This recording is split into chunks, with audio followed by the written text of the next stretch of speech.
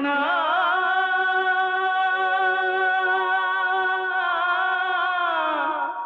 कृष्णा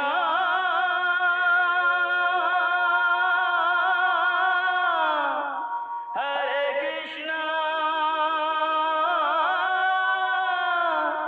हरे हरे।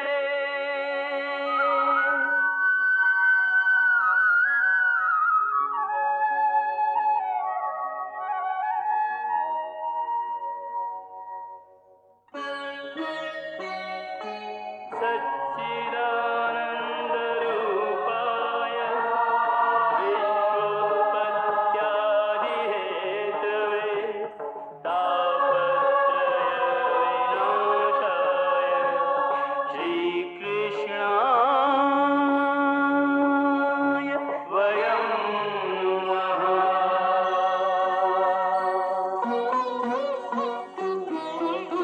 श्रीकृष्ण गोविंद हरे मुरारे, हे नाथ नारायण वासुदेव। हरे कृष्ण राधे राधे कृष्ण कृष्ण हरे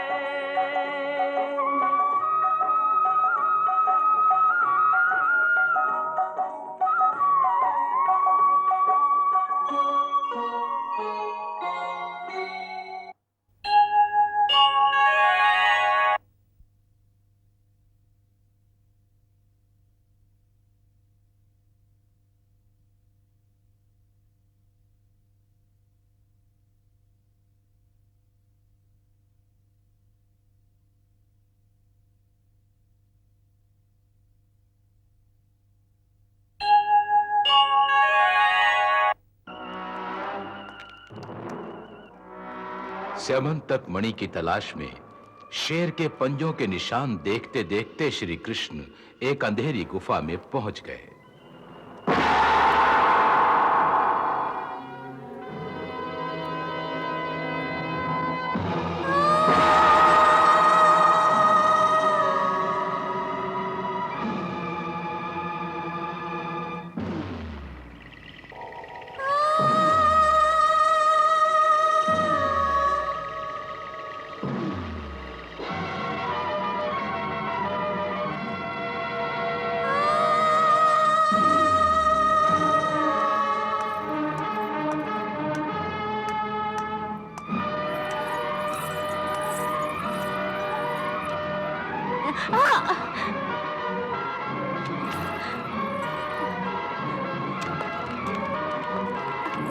पिताश्री पिताश्री पिताश्री पिताश्री पिताश्री पिताश्री।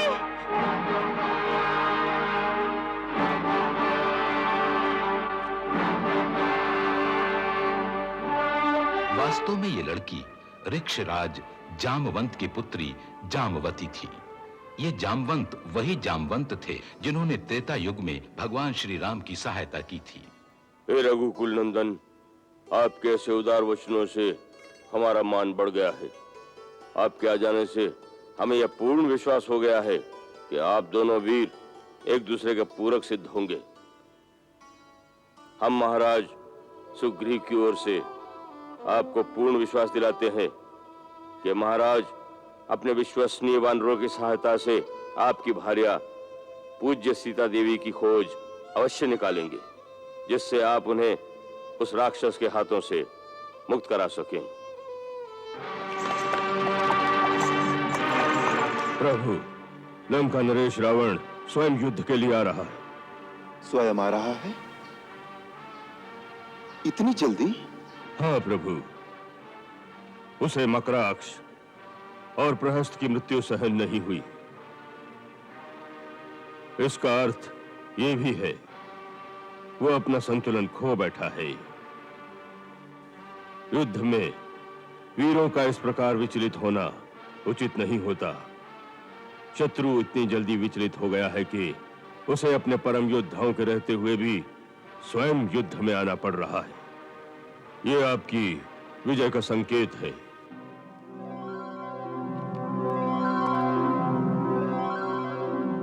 अंततः जब भगवान राम अपने परम धाम को जाने लगे तो विभीषण, सुग्रीव, हनुमान और जामवंत आदि उनके भक्त और अयोध्या की सारी प्रजा सरयू किनारे एकत्र हो गए।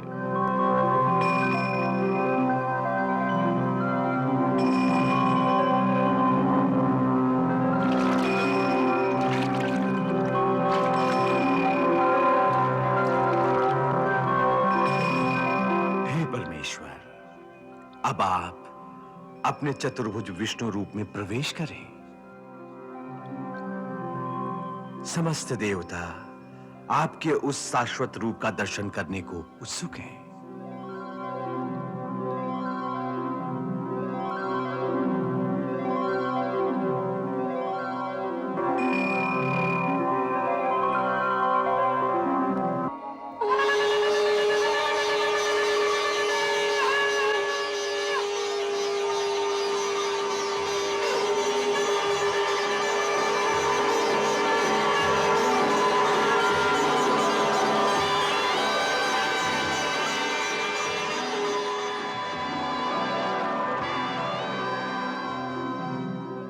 हनुमान, प्रभु, तुमने दीर्घ काल तक जीवित रहने की प्रतिज्ञा की थी।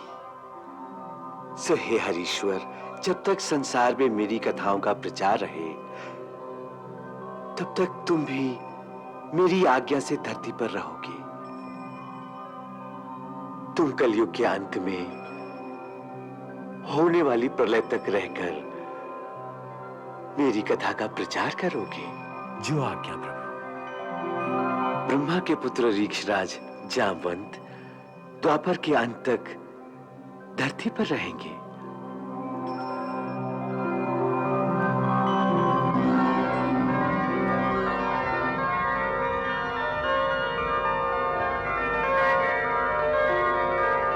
पूरे एक युग के बाद द्वापर युग में जब जामवंत ने श्री कृष्ण को उस गुफा में देखा तो वो अपने प्रभु को इस रूप में पहचान न सका और सिमंतक मणि के लिए दोनों में युद्ध शुरू हो गया।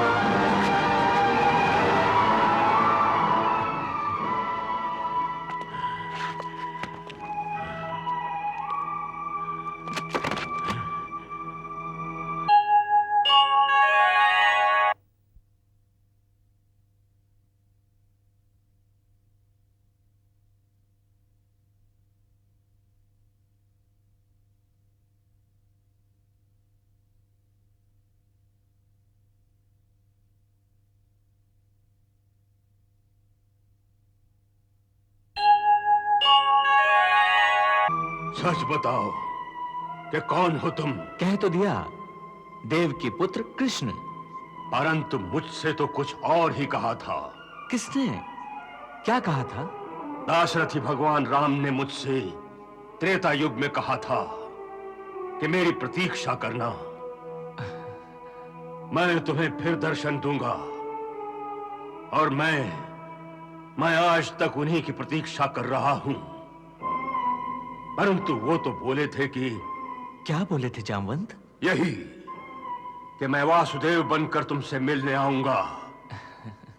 और मैं ये भी जानता हूं कि मुझे मेरे प्रभु के अतिरिक्त दूसरा कोई नहीं परास्त कर सकता था। परंतु तुमने तो मुझे परास्त भी कर दिया है। तुम तो कृष्ण हो। ये कैसे संभव है? कैसे संभव है ये? राम असत्य कैसे कह सकते हैं? वासुदेव कौन है? मैं वासुदेव हूं। हाँ, वासुदेव कृष्ण मैं ही हूं।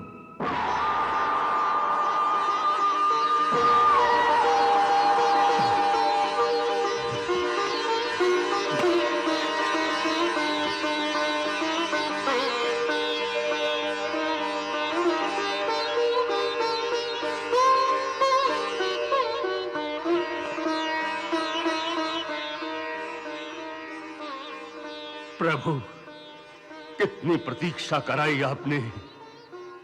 मैं तो आपके लिए ही इस एकांत में साधना कर रहा था।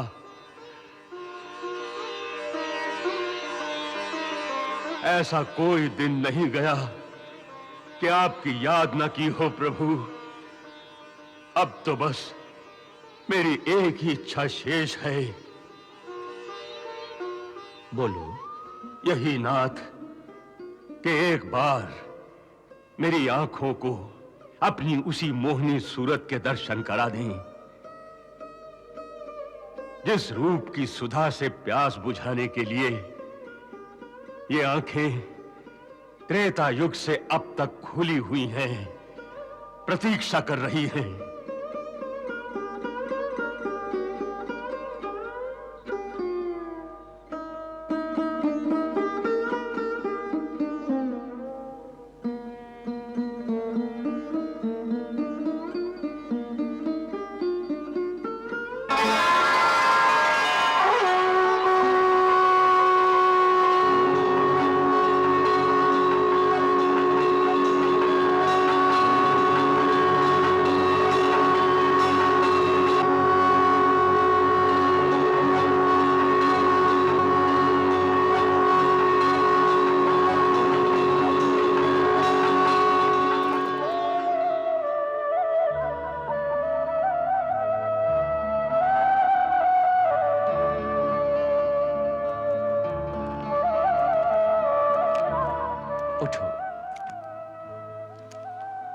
उठो जामवंत, तुम्हारी साधना पूरी हुई।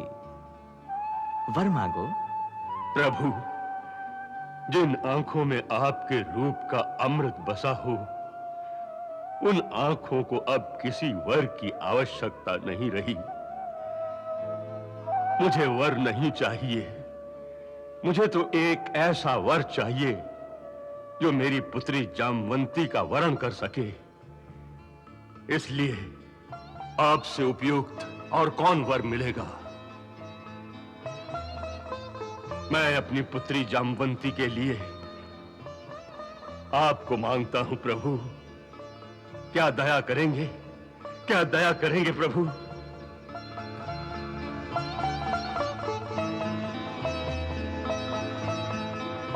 तथास्तु ऋक्षराज, तथास्तु।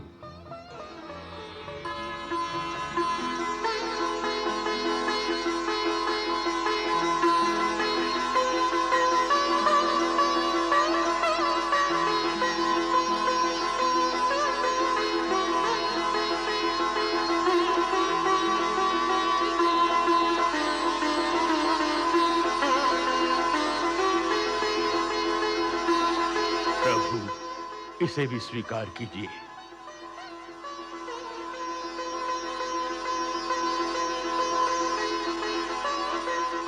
द्वारकाधीश श्री कृष्ण की जय, महारानी जामवंती की जय। द्वारकाधीश श्री कृष्ण की जय, महारानी जामवंती की जय। इस तरह जामवती और स्यवंतक मणि को लेकर श्री कृष्ण द्वारिका नगर में आए तो द्वारिका में हर्ष की लहर दौड़ गई। जगह जगह उनका स्वागत हुआ।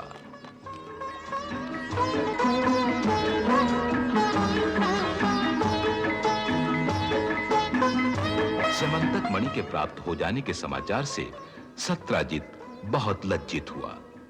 द्वारकाधीश पर लगाए गए झूठे आरोप के कारण प्रजा ने भी उसकी खूब भर्त्सना की। श्री कृष्ण बलराम के साथ उसकी स्यमंतक मणि वापस करने सत्यराजीत के घर गए। मैं बहुत लज्जित हूं द्वारकाधीश, बहुत लज्जित हूं। लज्जित? क्यों? इसलिए कि मैंने आप जैसे धर्म के अवतार पर मिथ्यारोप लगाया। तुम चिंता न करो सत्यजीत। तुम यदि ऐसा न करते तो मुझे जामवंती कैसे प्राप्त होती? अब तुम इस स्वयंतक मणि को लो, परंतु अब इसे संभाल कर रखना, समझे ना?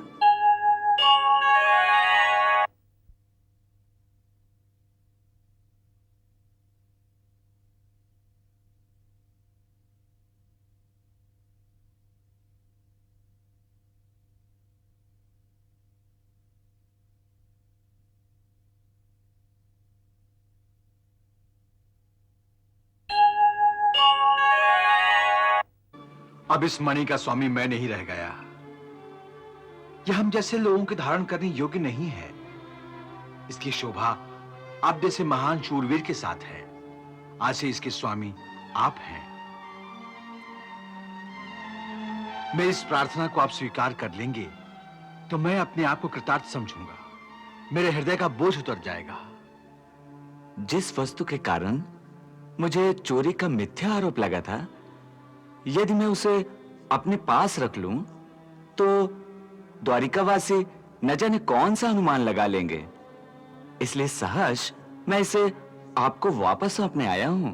और मैं सहर्ष अपने पूरे परिवार की सहमति के साथ इसे द्वारकाधीश को भेंट करती हूँ। मेरी बात तो नहीं ठुकराएंगे आप?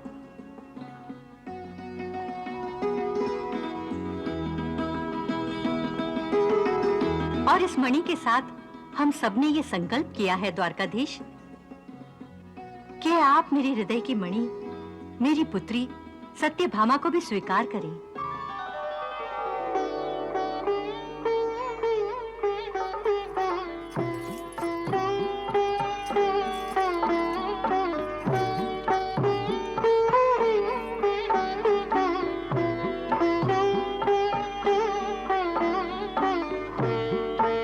कन्हैया, सत्यभामा सर्वथा तुम्हारे योग्य है, और फिर ये अपने ही कुल की है। सत्यभामा, आज से तुम मेरी अनुज वधू हो गई हो। सदा सुखी रहो।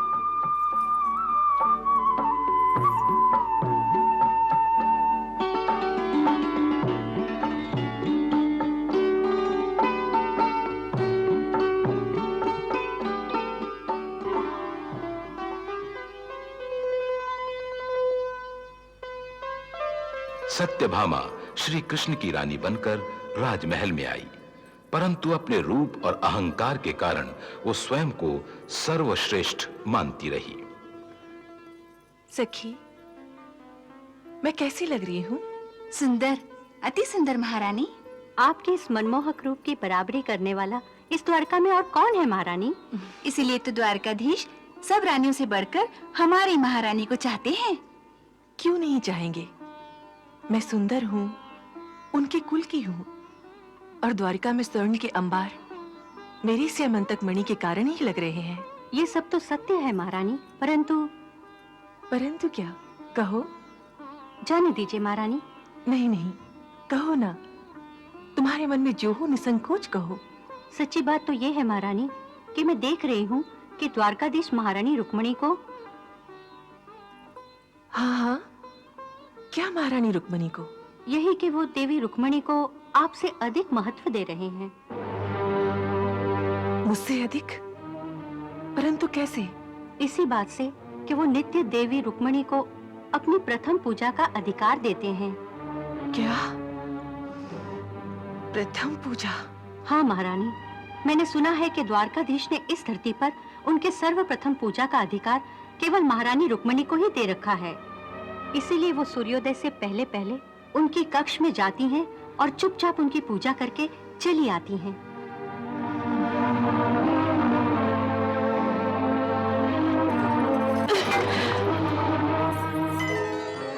देवताओं का नियम था कि वे सूर्योदय से पहले अमृत वेला में ही द्वारिका के आकाश में प्रकट होकर श्री कृष्ण की पूजा तथा आरती करके अपने अपने लोकों को चले जाते।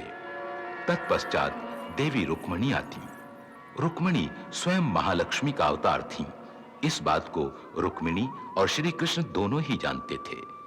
सो देवताओं के पश्चात रुक्मणी चुपचाप उनके महल में आती और धरती पर भगवान श्री कृष्ण की सर्वप्रथम पूजा वही करती। अरे सत्यभामा, इतनी प्रातः कहाँ जा रही हो? जहां आप जा रही हैं दीदी। अर्थात? अर्थात ये कि मैंने सुना है सवेरे सवेरे चुपचाप आप द्वारकाधीश के कक्ष में अकेले उनकी पूजा करने जाती हैं। आज मैंने भी सोचा कि उनकी सर्वप्रथम पूजा का पुण्य मैं भी अर्जित कर लूं। अरे वाह, ये तो बहुत अच्छा विचार है। आओ मेरे साथ। आपको बुरा तो नहीं लगा दीदी? मैं आपके अधिकार में हिस्सा बांट रही हूं। अरे नहीं नहीं, वो तो त्रिलोकीनाथ हैं। उनकी पूजा का अधिकार तो ब्रह्मांड के हर एक प्राणी को है। भक्ति पर किसी एक का अधिकार नहीं होता। अब चलो, नहीं तो देर हो जाएगी। आओ।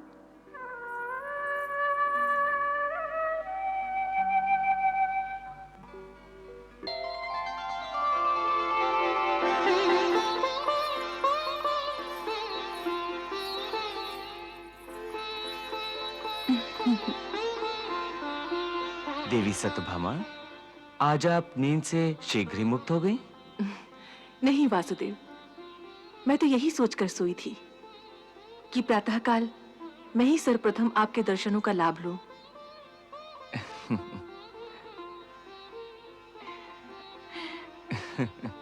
ये तो शुभ विचार है। नहीं दीदी, आज से प्रथम पूजा तो मैं ही करूंगी।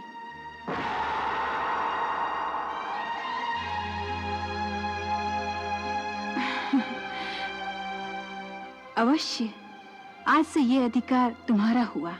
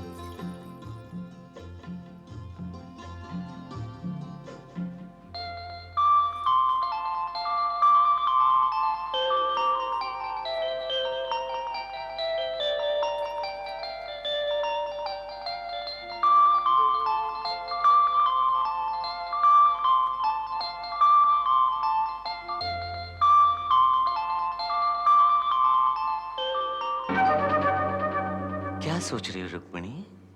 मैं क्या सोच सकती हूँ प्रभु, मेरा तो सब कुछ आप ही का है। मनसा वाचा कर्मणा से मैंने आपको अपने हृदय में बसाया है।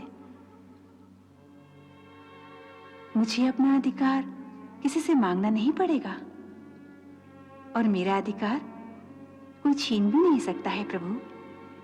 तो फिर अपनी छोटी बहन सत्यभामा को भी अपने जैसा क्यों नहीं बनाती? उसके अहंकार का नाश क्यों नहीं करती?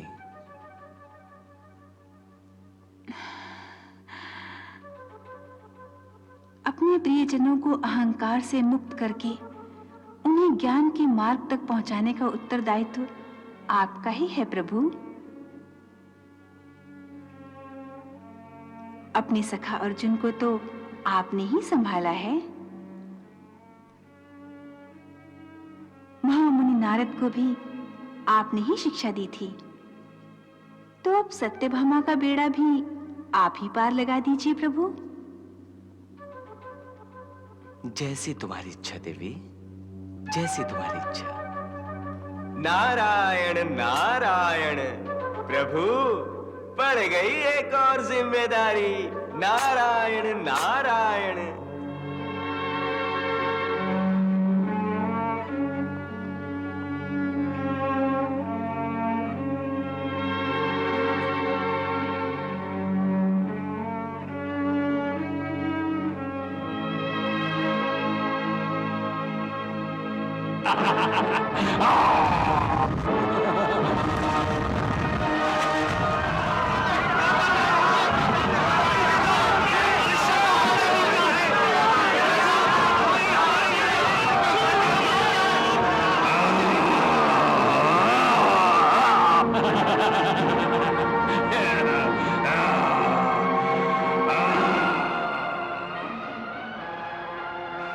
उन्हीं दिनों दैत्यराज नरकासुर ने तीनों लोकों में उधम मचा रखा था। रक्षा करो, रक्षा करो।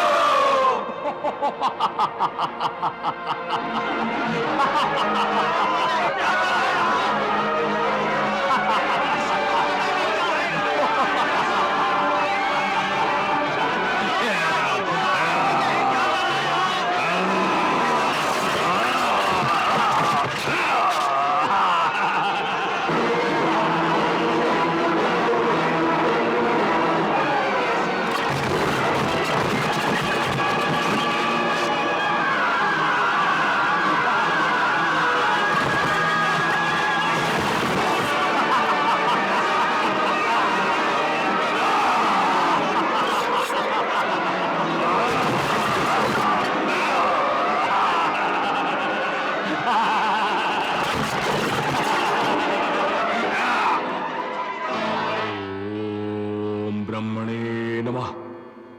ओम ब्रह्मणे नमः। ओम ब्रह्मणे नमः। हे दैत्यराज, जो वर तुम मुझसे मांग रहे हो वो दुर्लभ होने पर भी मैं पूर्ण रूप में आपको प्रदान करता हूं।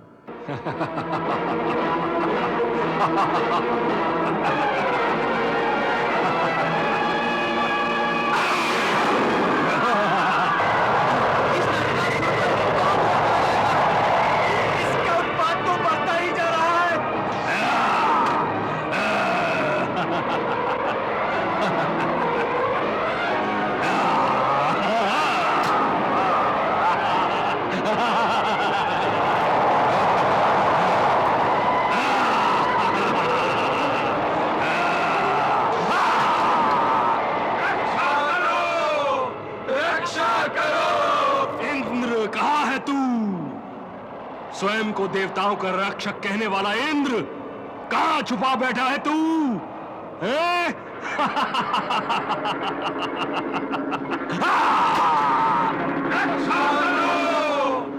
कहीं तू अपनी माता के आंचल में तो नहीं छुपा बैठा है? देख, मैंने तेरी अमरावती का क्या हाल कर दिया है। अगर तुझ में साहस है तो आ, मेरा सामना कर।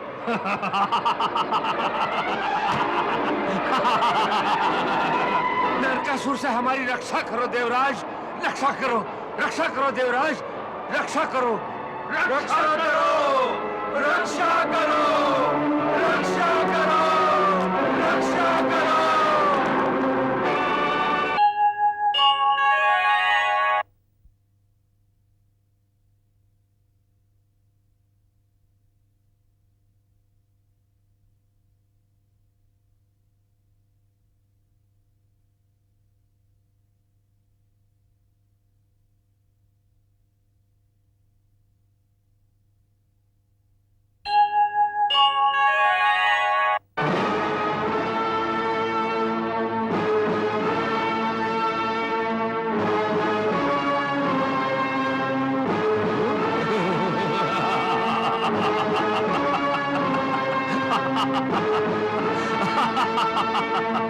अच्छा हुआ इंद्र जो तू मेरे सामने आ गया।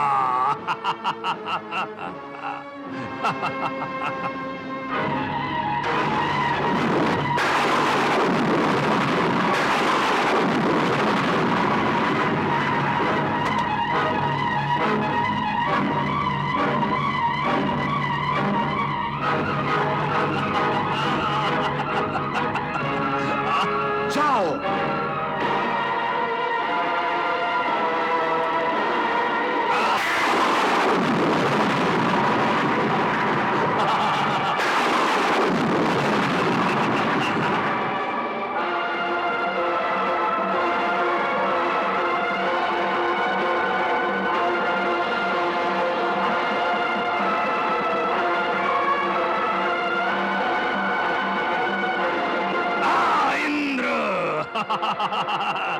मेरे साथ युद्ध कर।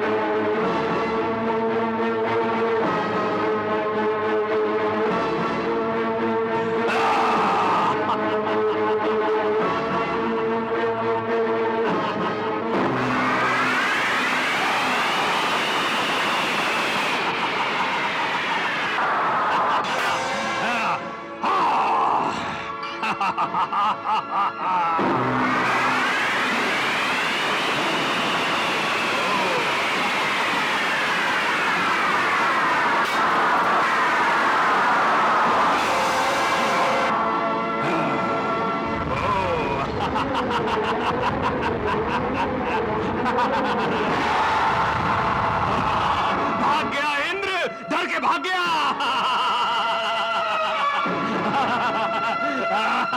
मैं तुझे छोड़ूंगा नहीं इंद्र।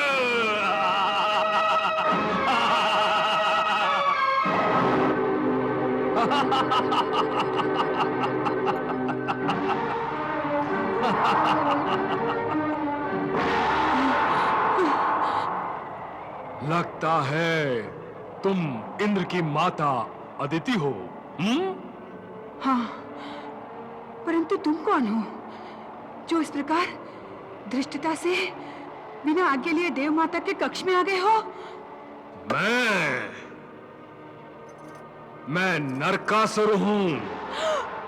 नरकासुर, मैं यहां तुम्हारे पुत्र इंद्र के हाथों से स्वर्गलोक का साम्राज्य छीनने के लिए आया हूं। तुम्हारा पुत्र इंद्र तो भगोड़ा निकला। मुझसे युद्ध में परास्त होकर न जाने कहां छुप गया है वो। मैं यहां उसे ही ढूंढता फिर रहा हूं। हाँ, मुझे किसी की आज्ञा की आवश्यकता नहीं, बल्कि तुम्हें अब यहां रहने के लिए मेरी आज्ञा की आवश्यकता है। मेरी आज्ञा की। मैं इस राज्य का स्वामी हूं। यहां की हर वस्तु मेरी है। मेरी इच्छा के विरुद्ध कोई स्त्री आभूषण भी धारण नहीं कर सकती। तुम भी नहीं। सहसा उसकी दृष्टि देवताओं की माता के कानों पे पड़ी। इतने सुंदर कुंडल,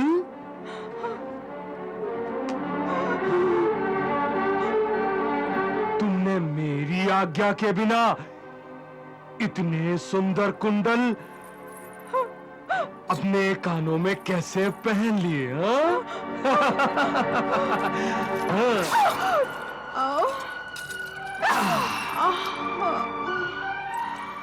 अब इन्हें मैं अपने कानों में धारण करूंगा।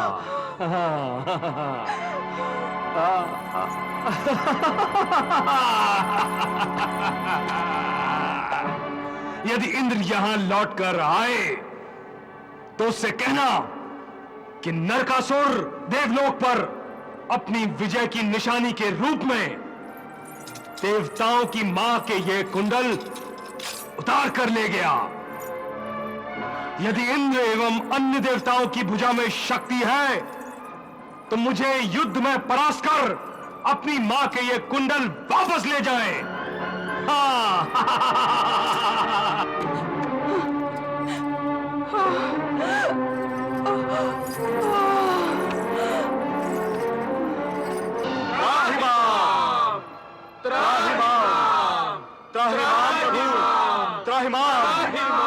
त्राहिमाम। वत्सेंद्र, देवलोक में क्या विपत्ति है? तुम सब आतंकित क्यों हो? आपके वरदान से शक्तिशाली होकर नरकासुर ने देवलोक में हाहाकार मचा रखा है। हम सब उसके पाप से पीड़ित होकर आपकी शरण में आए हैं प्रभु। पुत्रों, यह सत्य है कि नरकासुर ने अपनी तपस्या के बल से मुझसे शक्ति प्राप्त की है। इसीलिए तो वो उन्मत्त होकर ऐसे कार्य कर रहा है जो देवलोक में कभी नहीं हुए। उसने धृष्टता पूर्वक हमारी देव माता अदिति के कानों से कुंडल छीन कर कहा है कि देवों में अगर शक्ति हो तो अपनी माता के कुंडल छुड़ा ले जाए। अब आप ही बताएं प्रभु, अब आप ही हमें मार्ग बताएं प्रभु कि हम क्या करें, हम क्या करें प्रभु। इसके लिए तो मैं असमर्थ हूं। नरकासुर देवताओं से अवध्य है और उसने ये वरदान मुझसे ही प्राप्त किया है। देवताओं की शक्ति उसके आगे निष्क्रिय है। परंतु देवताओं की रक्षा न हुई तो आपकी बनाई हुई सृष्टि का विधान का ही नाश हो जाएगा। देवता ही अगर नहीं रहे तो फिर धर्म का पालन कौन करेगा? पापी यदि सफल और बलवान हो गया तो कोई पुण्य के रास्ते पर क्यों चलेगा? हर जगह अधर्म का साम्राज्य फैल जाएगा। कोई किसी का सम्मान क्यों करेगा प्रभु? भला क्यों करेगा? यह सत्य है कि तुम लोग उसका सामना नहीं कर सकते, परंतु एक शक्ति इस समय पृथ्वीलोक में है जो उसे परास्त कर सकती है। कौन है वो प्रभु? वो शक्ति कौन है? नरकासुर ने मुझसे केवल देवताओं से न परास्त होने का वर मांगा था। अपने अहंकार के कारण उसने मानव को तुच्छ समझा। मानव द्वारा न मरने का वर नहीं मांगा था। सो इस समय भगवान विष्णु धरती पर मानव लीला कर रहे हैं। तुम उनकी शरण में जाओ देवेंद्र।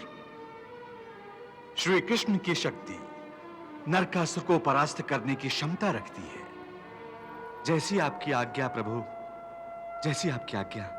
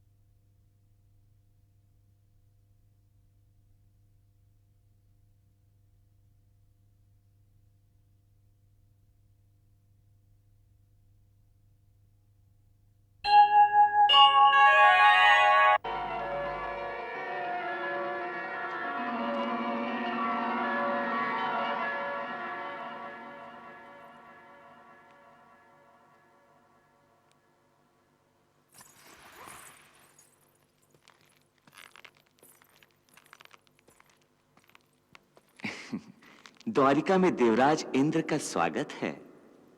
आइए पधारिए।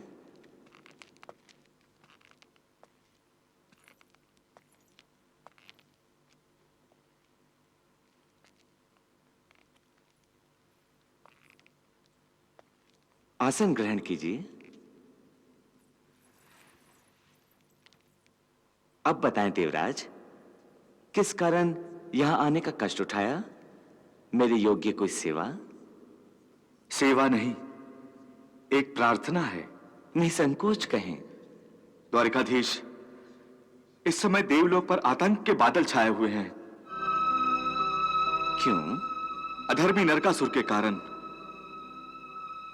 नरकासुर देवताओं के लिए काल रात्रि सिद्ध हो रहा है। स्वर्गलोक में त्राही त्राही मच गई है। मैं उससे रक्षा करने की प्रार्थना लेकर आपकी द्वारिका में आया हूं। उसने हमारी देव माता का भी अपमान कर दिया है, उनके कुंडलों का हरण कर लिया है। हम सब उसके आगे असमर्थ हो गए हैं।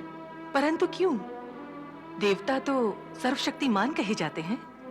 देवी, इसका कारण स्वयं हमारे पितामह ब्रह्मा जी ही हैं। नरकासुर ने उन्हें अपनी तपस्या से प्रसन्न कर यह वरदान ले लिया है कि वो देवताओं से सर्वथा अवध्य रहेगा। तो फिर इसका मार्ग? इसका मार्ग भी हमें ब्रह्मा जी ने बताया है कि हम सब आपकी शरण में जाएं।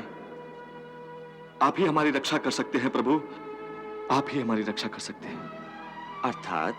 अर्थात ये कि आपके हाथों से ही देवताओं के धर्म की रक्षा संभव है। यदि आप सहायक न हुए तो स्वर्गलोक की सत्ता ही समाप्त हो जाएगी। इसी के साथ पृथ्वीलोक पर भी अधर्म का आतंक फैल जाएगा। निर्णय आपके हाथ में है जनार्दन। जब स्वयं ब्रह्मा जी ने ही कह दिया है तो मुझे नरकासुर से आप लोगों को मुक्ति दिलानी ही पड़ेगी। मैं आपके साथ अवश्य चलूंगा देवराज। तो फिर विलंब न करें मधुसूदन, नरकासुर के नगर प्राग्ज्योतिषपुर के लिए प्रस्थान करें। तो ठीक है, आप इंद्रलोक जाएं। धर्म की रक्षा और धर्म की स्थापना तो मेरा पहला कर्तव्य है। अब जाकर देवताओं से कहिए कि वो निश्चिंत रहें।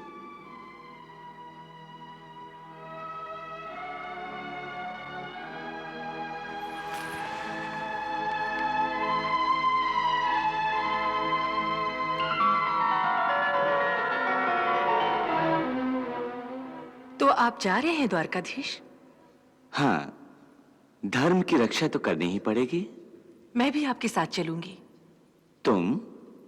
सत्यभामा, मुझे नरकासुर से युद्ध करना पड़ेगा। तुम युद्ध में क्या करोगी? मैं आपकी सहायता करूंगी। मेरी सहायता? मैं भी तो यादव कन्या हूं। नारी को अशक्ति मत समझिए द्वारकाधीश। जैसी तुम्हारी इच्छा।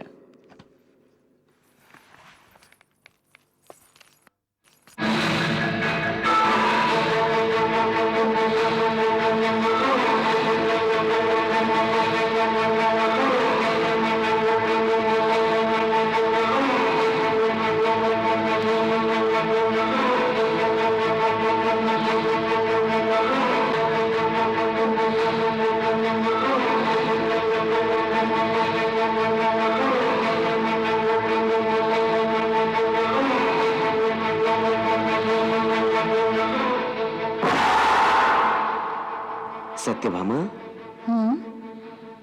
वो देखो नरकासुर की नगरी।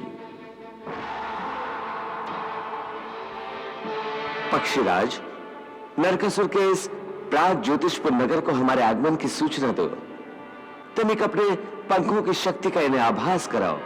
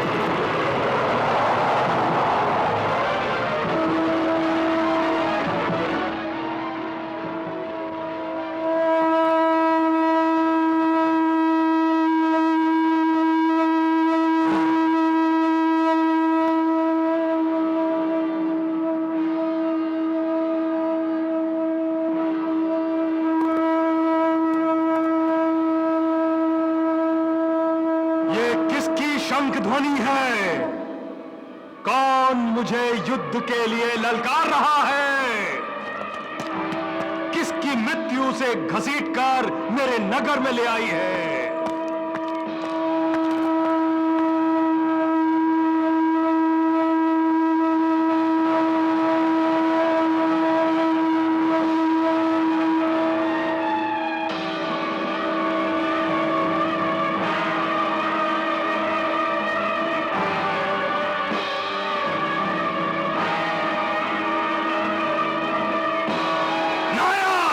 स्वामी, जाओ देखो कौन अपने प्राणों की आहुति देने के लिए मेरे नगर में आ गया है। उसे उसकी इस धृष्टता का दंड दो, मृत्युदंड। जो आज्ञा।